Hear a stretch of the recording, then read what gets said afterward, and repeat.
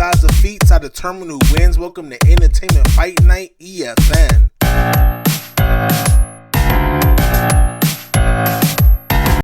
What's up? This is War with Words, and I bring to you EFN, Entertainment Fight Night. Today we bring to you Batman versus Captain America, Gotham's Knight versus America's Super Soldier. Part 1 will be going over the argument for Batman, while Part 2 goes over the argument for Captain America, and Part 3 picks the winner, just like last time. So let's begin for Batman. Here he shows his peak human or even above human strength, as he's easily benching 1,000 pounds with no strain. And here he is lifting a 1,000-pound ceiling, or should I say pushing against it as it comes down on his head. Here, showing striking strength, his punch cracks bazooka-proof glass. And here, for some leg strength, he leg presses a train car. Next is show him tearing off a metal duct that he's tied to escape a trap. And next shows him hitting a guy through a missile-proof door, which says that he has insane striking power, greater than that of a missile, which is, of course, above human. Here he rips out some prison bars, pure metal of course, and here he bends the barrel of a gun.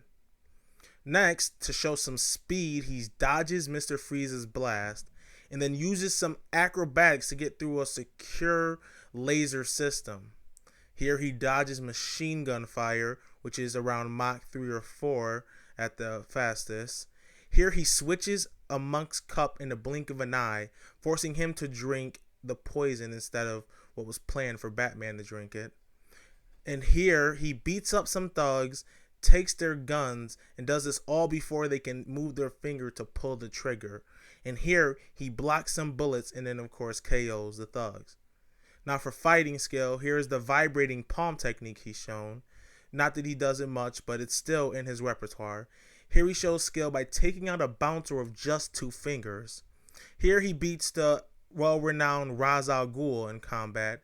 And here he beats the world's deadliest assassin, Lady Shiva, which is very impressive.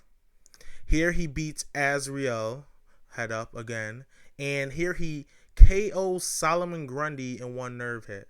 Now it's not, isn't that PIS because Grundy's Superman level. Grundy fluctuates in strength from street level to Justice League, super world threat level, and in between. So this is more the street level, but it shows his skills with nerve hits. And finally, for fighting skills, it shows him stalemating Richard Dragon, one of the 3 best martial artists in DC outside of Batman, along with Bronze Tiger and who he beat before, Lady Shiva.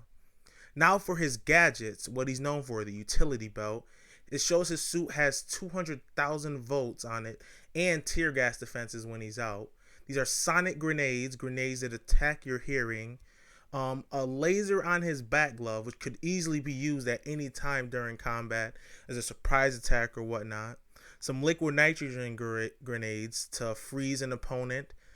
Freeze Captain America should he try to block with his shield, because the shield shouldn't block all of the freezing. Maybe catch his leg. Regardless, it's useful. And again, for against the shield, magnetic batarangs to, maybe draw the shield away. Since it is metal, it's a alloy of adamantium vibranium. And I believe that magnetic abilities do affect Captain America's shield. Again, he shows a magnetic device that affects all metal. And here he has gloves that deaden the nerves in a sniper's hands. So if he thinks to use these, Captain America is pretty much done. So overall, Batman is peak human strength and speed, much like Captain America. He has the fighting skills to go against Captain America. And more importantly, he has the gadgets that will probably give him an edge, especially the magnetic ones. And that's just my analysis.